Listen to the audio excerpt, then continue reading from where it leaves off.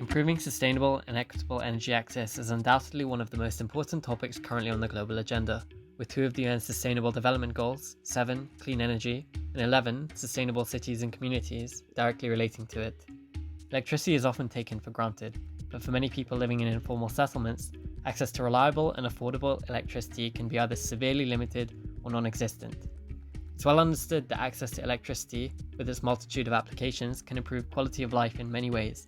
For example, improving education through lighting, which enables children to study at night. It's therefore clear that in order for socio-economic justice to be achieved, changes must be made to improve the situation for the lowest income individuals and households in informal settlements that currently lack reliable access to electricity. There are, however, gaps in our understanding of the nexus between electricity access and livelihoods in informal settlements.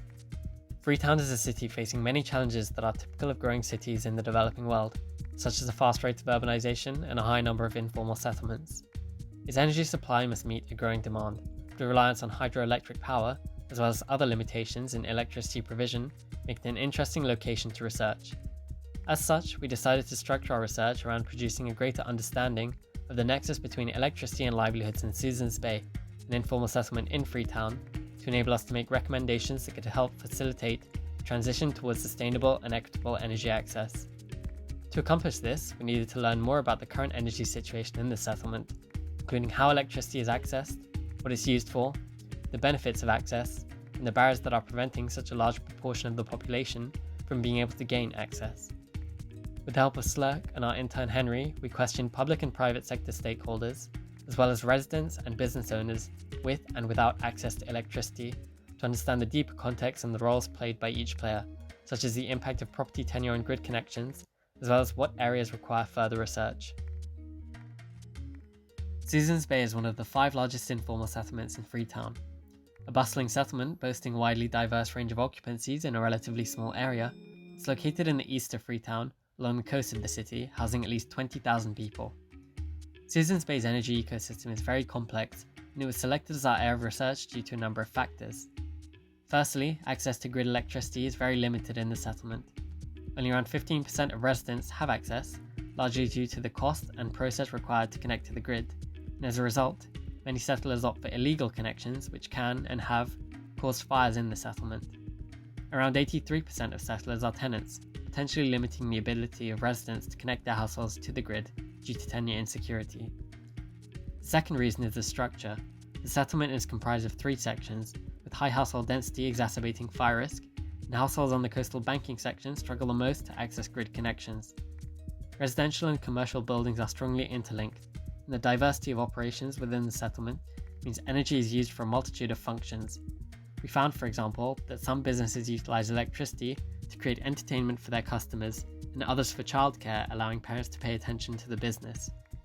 Lastly, the settlement is near the business district of Freetown, creating interesting interactions with the community. The first key theme of our research is the role of recognition in electricity access. Recognition not just between state and informal settlements, but between dwellers inside each informal settlement. Connecting informal settlements to the grid is a way of recognising and formalising their existence, and will also address key safety concerns. State unwillingness to recognise informal settlements and provide services reframes the debate as to how exactly electricity provision can be addressed. A large debate in the development field is around the relative benefits of off-grid versus grid for electricity access. The prevailing view is that in urban areas where there is a high density of dwellers and a pre-existing grid nearby, grid densification is the most cost-effective way to increase electricity provision. However, many informal settlements are not recognised as being legitimate by governments. To densify the grid in these areas would imply the legitimacy of the settlement, which then becomes a political consideration. Where these issues of recognition persist, the calculation changes from an overall cost-effectiveness debate of grid densification to an individual rights debate, where off-grid electricity addresses the issue of electricity access and generation, where dwellers or communities can afford it. This adds a further burden on the poor, who then pay more for unsafe connections due to lack of state recognition. But recognition is not just from the state down. Because the majority of electricity access within Susan's Bay is between dwellers, there is a question of recognition between these participants. Spatial injustices produce uneven power relations, such as between tenant and owner, which often mirror electricity access. Of those with a meter connection, they are more likely to be owners, who then sublet out their electricity connection to tenants and neighbours. The majority of our interview respondents received electricity by purchasing it off someone who had a legal connection and a meter. That payment is a flat rate, regardless of consumption, and is based on the type of appliances used and determined by the meter owner. If a payment is missed, electricity would be cut off unilaterally. This recognition of rights within the settlement itself is reliant on informal structures, and power is firmly situated in the hands of those who have the means to obtain a meter from the power agency. These means, from the interviews we obtained from both Edsa and Susan's Bay dwellers, seem to be based largely off the time available to apply for a meter and the upfront cost involved. The second theme of our research is safety. High electricity and connection costs are the main reasons why dwellers opt to share paid meters or turn to unlicensed electricians providing the service illegally. These illegal connections pose a significant safety hazard due to poor wiring and absence of safety protocols. They are one of the main reasons for the 547 fire disasters that occurred in informal settlements between 2011 and 2015. Our interviews reveal that fires within the community disrupt business practices. The constant fire risks are a big concern among residents in Susan's Bay. Despite the risks, community leaders confirmed people are forced to make illegal connections due to high costs of legal processes. A local community engineer identified the downside of community grid connections, mentioning most risks come from poor electrical connection, using substandard material and overloading of extension. In many developing countries, an important risk with electricity is its irregular supply, which can lead to frequent breakdowns and voltage fluctuations. According to the World Bank, businesses in low-income countries are affected by an average of 18 power supply interruptions per month. The resulting workflow stoppages and damage to sensitive electrical equipment from voltage fluctuations significantly affect business profits. Seasonality of electricity makes the grid unreliable and prone to voltage fluctuations, resulting in fire hazards. Hydroelectric power, which is heavily dependent on rainfall and adversely affected by deforestation, is Freetown's primary electricity source. Most interviewees mention the varying electricity supply between the rainy and dry seasons. The chief of Susan's Bay also echoed similar responses, stating that during the rainy season, light is frequent, but in the dry season, it goes on and off regularly. A banking area business owner added, "During the rainy season, the water overflows due to high tide from the sea, destroying our properties, including electricity." A long-term resident emphasized the actions taken due to seasonality. "Most times, we exercise some patience by waiting for it to get normal. We switch off appliances to prevent damages." Our research showed that people rely on other electricity sources because their businesses would suffer greatly otherwise. A resident identified that faults in the poles of Edsa can disrupt electricity for up to 3 days, while community leaders contact them to fix problems. Other respondents also felt that increased population and demand has made the electricity supply more irregular and unstable. A petty trader is unable to provide his customers good visibility or entertainment and comfort with TV and fans due to lack of electricity. There are also risks of food spoilage, directly slowing down business sales and affecting business profits. The final key theme is affordability and its relationship with electricity access. Reliability of connection and perception of service cost has a direct impact on willingness to pay, which impacts how dwellers and development practitioners conceive affordability of electricity. A distinction can be drawn between the affordability of access and of use. Affordability of access is related to upfront costs of connection, both off or on-grid, and wiring of households, while affordability of use is regarding whether people can or are willing to pay a share of their income for electricity consumption. The findings of our primary research in Susan's Bay indicate that affordability of access is a key barrier towards electricity. The majority of respondents source electricity from others with electricity meters due to the cost and time involved in getting meters themselves, as well as some part of the settlement not being eligible for connection as they're too far from electricity poles. Under normal circumstances, the cost involved consists of a one-time connection cost, payment to the local electrician for the connection, and recurring monthly top-ups to the meter owner for keeping the electricity running. However, other influencing factors like property tenure, spatial location in the settlement, or community standing can determine the price being paid for electricity access, given the reliance on subcontracting electricity from others. One of our banking area respondents said, "Financial constraints are my main challenge in accessing more electricity." While speaking to a religious leader, he revealed, "I just believe if you can pay the cost, you can access energy and it will be yours." Lack of electricity directly impacts livelihoods in adverse ways.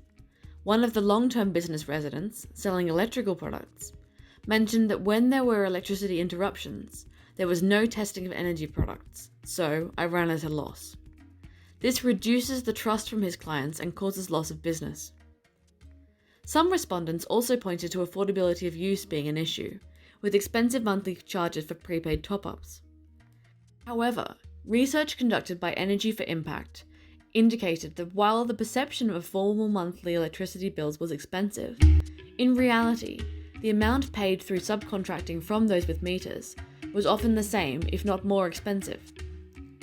Many of our interview respondents were in approval of small, solar-charged lanterns and even micro or pico solar home systems, providing viable alternatives for lighting, phone charging, etc.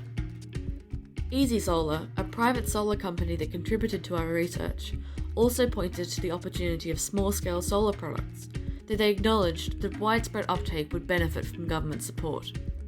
Further research should be done in other informal settlements to understand electricity needs and the impact on their livelihoods, and how these differ from our findings in Susan's Bay. We would also suggest including a gender lens in future research on this subject, since there was a lack of female representation in our limited sample. This will result in more inclusive and effective future actions and policies. Through looking at how electricity access boosts livelihoods, improves health outcomes and safety, the key message from our research is that electricity is a right. Given this, how do we reach electricity provision in Freetown? Collective action can build a platform to legitimately co-produce tools that can lead to electricity access, and advocacy can be used to both increase the visibility of the risk faced by people and promote co-produced solutions at higher levels of government and industry. Multiple informal settlements across Freetown face unsafe and low levels of electricity access. By joining together, they can have a louder voice, also sharing knowledge across settlements. Organizations such as FedUp, which are already active in these settlements, could take the lead in organizing these discussions, bringing more formal and private sector players to the table. This type of local leadership was proven to work in the case of Uganda's electrification program, where local leaders were consulted during information campaigns and feedback on the initiative was collected from dwellers. One key tool to achieve this aim of electricity rights is community enumeration and mapping, which will visualize our findings regarding variable electricity access depending on tenure, alongside the higher risk to residents and banking areas. Fire risk should also be included in this community mapping to overlay the physical risks resulting from unsafe connections and appliances alongside the social inequalities. Community enumeration and mapping has visualized communities and the risks they face across the globe, pioneered by Slum Dwellers International in India. Advocacy will naturally follow enumeration and mapping. Once the settlements and scale of problem are further visualized, advocacy is used to raise the profile of these findings and push for change and recognition. Collective action and advocacy between FedUp, the EDSA, and local government could then work towards policies that provide equitable and just access to electricity. Urban poor-led advocacy has yielded results across Uganda's Jinga province in electrification and disaster risk reduction projects, and in India through the Slum Dwellers International's slum upgrading projects. To reduce fire risk in informal settlements caused by the unreliability and instability of electricity, we recommend regular monitoring and regulation of the safety of installed electricity connections with appropriate devices. Further research could be conducted around the quality of materials used for house-to-grid connections, the existing regulations on the matter, and how the authority could improve its enforcement. For example, Coelba's Community Agent Program in Salvador, Brazil, particularly tackled the safety issues of electricity, where the grid was extended, and unsafe and inefficient internal wiring was replaced by multiplexed wiring and concentric cables to deliver safe electrical connections. Affordability tools could be used to improve electricity access. Increased legitimate grid connection, reduction in fire risk, and improved livelihoods could be achieved by subsidizing connection cost in Susan's Way. Successful cases from Uganda show World Bank and EU funding being utilized through public-private partnership between government and utilities, subsidizing connection costs for 500,000 low-income households. Similarly, the Kibera slum electrification program reduced connection costs tenfold with the help of the World Bank IDA grant. At the same time, smaller and more frequent installments of pay-as-you-go help diminish the burden of monthly top-ups, increasing total connection threefold in 1 year. To set future aspirations, a dual-pronged approach of collective action, building legitimate and co-produced tools for electricity access, and advocacy to raise the profile as well as sharing knowledge and solutions are needed. The key stakeholders required for the execution of the approach, including local communities, FedUp, the government, and the private sector, are already in place. We recommend community enumeration and mapping to visualize findings, advocacy to raise the profile of these findings and push for change and recognition, regular monitoring and regulation of the safety of installed electricity connections with appropriate devices to improve safety, and affordability tools, including subsidized grid connections. Though our research scope was focused on a specific settlement in Freetown, the recommendations were framed keeping in mind the informal economy of many parts of the city and could also be replicated in these other informal settlements near the city centre where the grid exists. According to the FAO, the development of energy policies should encompass efforts to build resilient livelihoods. Supporting livelihood diversification is an important part of building sustainable livelihoods. From this, and with the input of the community in Susan's Bay, we can build an aspirational picture where access to safe electricity is a right, and this access is equitably distributed across dwellers in the central districts of Freetown. Ensuring energy justice will lead to a path of improved general well-being, sustainable livelihoods, and bolstered individual and community resilience.